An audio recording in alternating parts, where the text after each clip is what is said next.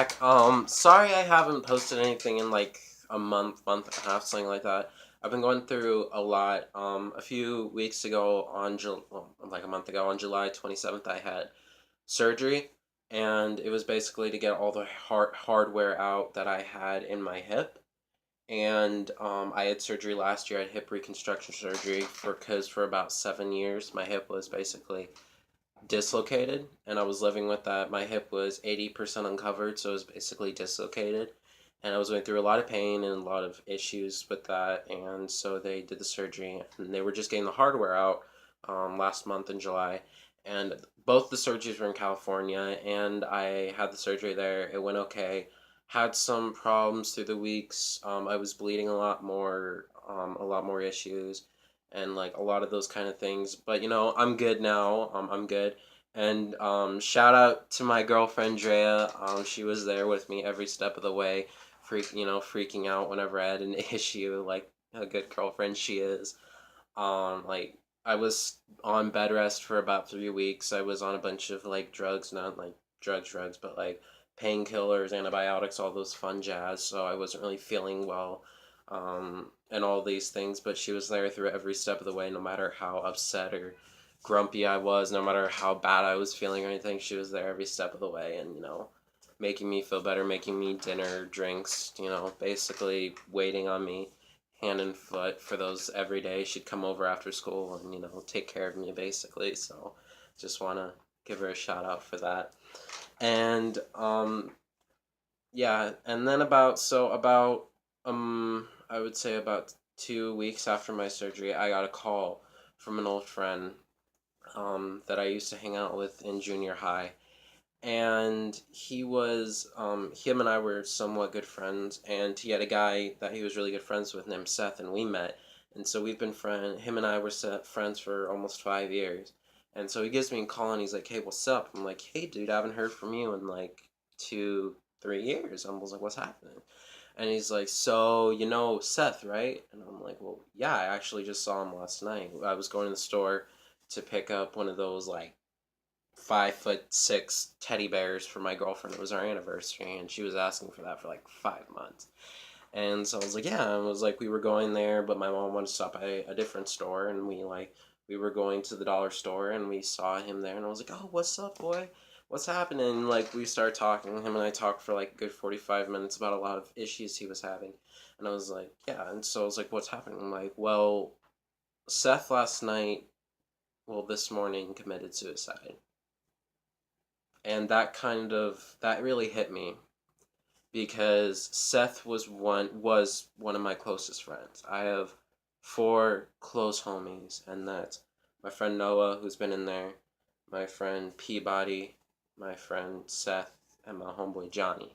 And those were like they're my ride and dies. Like I would do anything for them.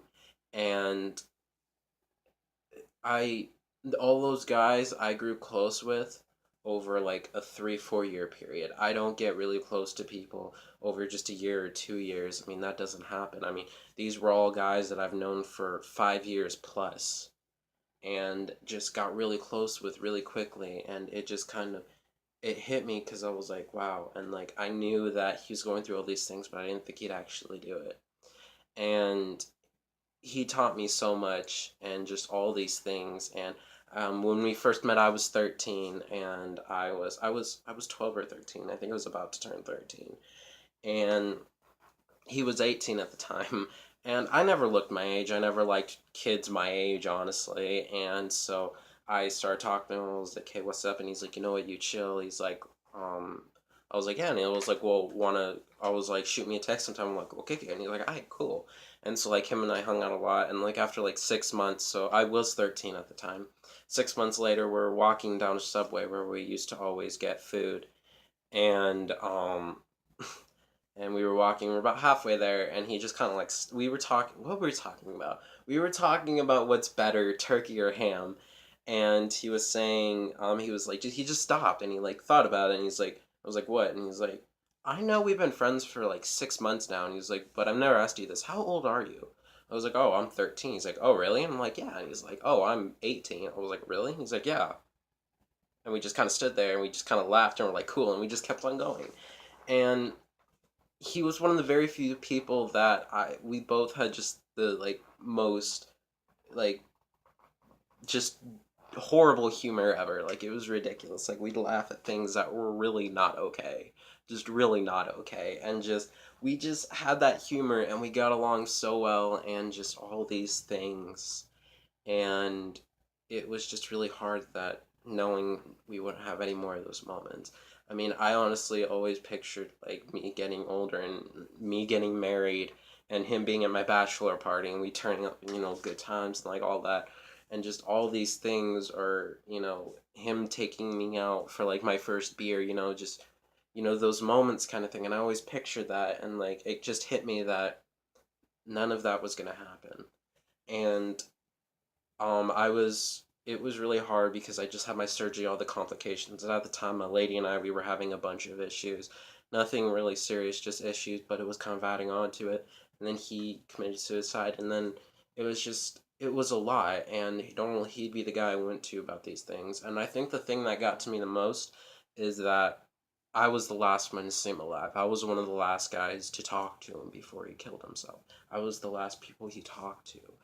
And the last person he saw was his mom because his mom picked him up from there. So really, I was the last person to talk to him before he did this, and it was really hard. And one thing that it really got, what I really thought about is everything happens for a reason. Because my mom and I, because it was like 7:30 at night, and I was like, oh, on Joanna's anniversary is on Monday, and it was like Saturday, I think. And I was like, I'm busy on Sunday all day. I can't do anything else. I was like, Mom, can we go to the store at night and I can go get her teddy bear? And she was like, you know what, sure. And my mom and I, she doesn't normally go out very late to go to the stores because I have four sisters. Yeah, four sisters. So that are all like between like I have 15-year-old sister who's autistic. I have a 6-year-old sister who's special needs. I have a 5-year-old sister who's also special needs, and then I have a 8-month sister who's Down syndrome. So we're like really busy. And so she was like, yeah, sure. And I was like, oh, that's cool. I was like, this doesn't happen. And so we're driving there, and she's like, you know what, I want to stop by the dollar store. And I was like, no, I don't want to go. And she's like, come on, I need to grab some stuff before they close. I'm like, fine. And so we go there, and I saw him, and prior to that time, I haven't seen him in almost 3, 4 months. Like him and I talk like almost every day, but I didn't really see him. And so I saw him, and I was like, oh, great, I haven't seen you forever. I've missed you. And he was telling me all these things that was going on. I was like, dude, I'm sorry. And the last words he said to me, because of all the surgeries and everything that I was going through, and he's like, I want you to know, he was like, you've gone through more than almost anyone I know. He's like, you've overcome it all. I mean, being someone with your disability and nobody else has your kind of disability, your crippleness, your handicap, no one else has that. You're the only one on earth who has that. And no, being growing up, no one else relating to that, he was like, I've gone through a lot. He's like, I've gone through hell and back, and he's like, but I don't think I'd be able to go through that kind of thing. And honestly, he went through way worse than I did. I'm not gonna lie, I really do think he went through way worse than I did. Well, maybe not way worse, but different kind of things. And it was really like, because he doesn't speak highly about anyone, because he didn't really speak highly about anyone. And when I met his mom at the funeral, his mother said that he spoke really highly of me, saying how I was a fighter and I never gave up and all these things. And he called me a warrior and all these things. And I was like, wow, I didn't know he thought of me this highly. And it just really made me think. I was like, if my mom didn't say yes to us going to that store, if my mom didn't say, let's go to the dollar store, and if she listened to me saying, no, I don't want to go, then I wouldn't have seen him that night. And I wouldn't have. The last thing he said to me before he left was, I love you, bro. Those were the last things he said to me. And that's one thing that I'm really glad, because most people don't get that. And I was talking, and like I was talking to my homie about this, and he was wanting me to talk about how I handled this and how I got through it, because his friend's friend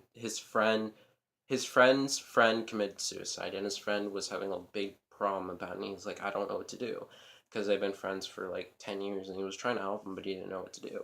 And so it was like, well, I mean, I was like, the way I handled it, it was like, it was really hard because I'm going through all these other things.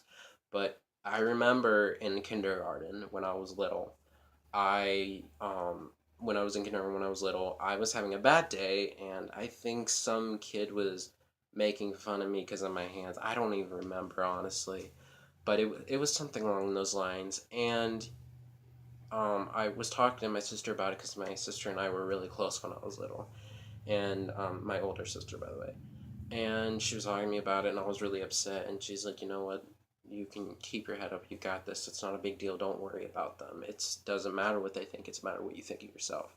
And I was like really upset. And I was like, I don't care what happens when I'm your age, when I'm a teenager, when I'm in high school, whatever. As long as I can stand up and walk, it's gonna be a good day. And I thought about that, and I was like, I mean, I'm like, yes, my girlfriend and I are having issues, but she still loves me and I still love her. It's good. Yes, I have all these surgeries, but I'm still walking and I'm still healthy, so it's good. I still have my mom, it's good. I still have my older brother Robert, so it's good. I still have all of this, so it's good. And it shouldn't matter whether it's one big thing that's wrong, because I mean, it killed me. I'm not gonna lie. I mean, him and I were so close, and it was hard. I mean, whenever I pass by that place where we always got lunch at Subway, because it's like right down the street from my house, and I always pass there, all I can think about is those hours of deep talks. I mean, my mom calling at me really ticked off because it's 10:30 at night and I was supposed to be home like an hour ago, and she's like, "Where are you?" And I'm like, "Oh, sorry, we were talking." Just all those memories, like, and then like biking our asses home as fast as I could before my mom, got even more mad at us. Just all those things. And like, I mean, or when one night when we were outside in the front yard and we were trying to make a hidden blade from Assassin's Creed, and just we were just talking, and we were at that for like 6 hours, and we were just talking. That's what him and I did, is we just talked, because we could talk for hours and hours and hours upon end and end, and it was just great. And he was gone and I lost all that. But one thing that he taught me a lot, one of the big things is, well, my family's very Christianity religious, and I believe in God and I love God, but I'm not like super Jesus freak. My dad's a pastor and my mom's a Jew, and so I'm not a super like hardcore Jesus freak. And but I do love and believe in God, but I never really followed that thing once I got into high school. And from like junior high, like seventh, eighth grade to like my sophomore year, I was a big player. Like, I dated a lot of different girls, and it was just like, that was just who I was. And I didn't really care about girls. And one thing during I was 14, I believe. And what was it? It was Valentine's Day, and him and I were talking, and he's like, you know what? And he's like, you want to go make someone smile? Because we both got dumped by her girlfriends like 2 days before. And so he's like, you want to go make some girls smile? I'm like, what do you mean? I was like, make them smile. And he's like, no, come on. He's like, follow me. So we go to some store. I forget what it was. It was some small store by my house, and bought 2 dozen roses. And we went to and we rode our bikes to the mall. And well, no, oh no, we didn't ride our bikes. We rode my wheelchair to the mall, and he was riding on the back with 2 dozen roses in his hands. And we were riding up there, and we got to the mall. And so I got on my wheelchair, and we just started walking around.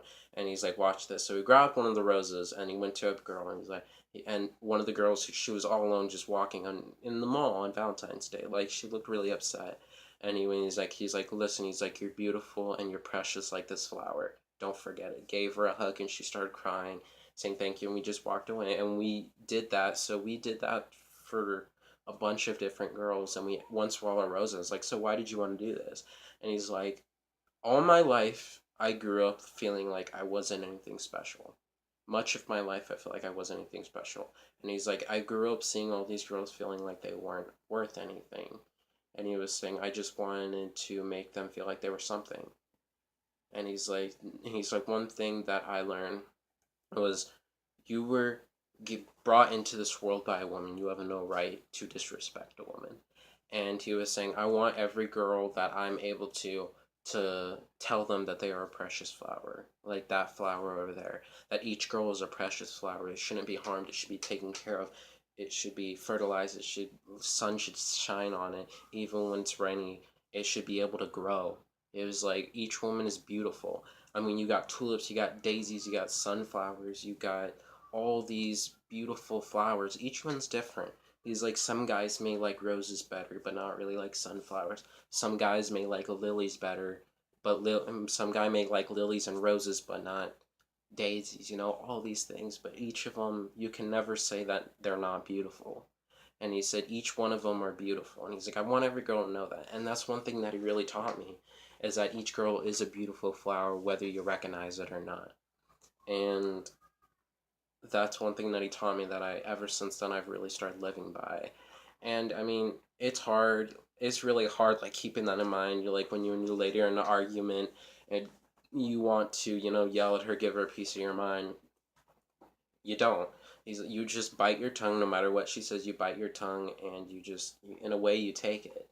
I mean, that's one thing that I think part of it is that with it's be quick to listen and slow to speak. That's one thing that I actually believe in the Bible, that I actually live by, is that I try to live by, especially if my lady and I are having issues, is that I try not to really speak my mind, well, not speak my mind. I try not to say something that I think I wouldn't normally say, that I would something basically like, I don't try to say things out of anger. I really think about what I say before I say it if I'm upset at her. And that's one thing that I do, and that's one reason why her and I work really well, is that that's one thing that I try to work on really well, and that's one thing that she's surprisingly good at, and better than most people, actually. And just, he taught me so much. And so one thing that I think would be the respectable thing to do is not so much be depressed and upset about all these things that I lost him, but be grateful and happy that he taught me so much that I can teach others and teach other guys that don't understand this kind of thing. And I'm really grateful that he taught me that, because without that, my lady and I probably would have ended a while ago. If he didn't teach me that, I mean, I wouldn't be in the happy relationship I am. He taught me those kind of things about women and all these kind of things that really are helping me day-to-day life. And that's one thing I'm really grateful about. And I'll always miss him. I'll always love him. He was like my brother. I'll always love him. I'll always miss him. The pain will always be there. But I want to learn something from this, and I'm glad that I have. And that's just what I want to talk about. Now, I'll be making videos Sunday to Mondays. Every Sunday or Monday, I'll post a video, hopefully. And, I'll do that. I'll be posting my videos again every week, and hopefully I'll have some guest people if I can. And if you guys have anything you want me to talk about, just comment, message me, whatever you want. I'll talk about whatever you want, whether it's relationships, what my opinion is about Kanye West running for president. I thought that was bull, but apparently it's legit, apparently. I'll talk about whatever you guys want. I'll leave you anonymous, whether your parents are going through a divorce, or you and your boyfriend or girlfriend are having issues and you want me to give you advice. I'll talk about it. I'll leave you anonymous if you want, but I'll talk about it. But anything you guys want me to talk about, I will. So yeah, please like and share this video, subscribe, and that would really mean a lot. So yeah, thanks guys.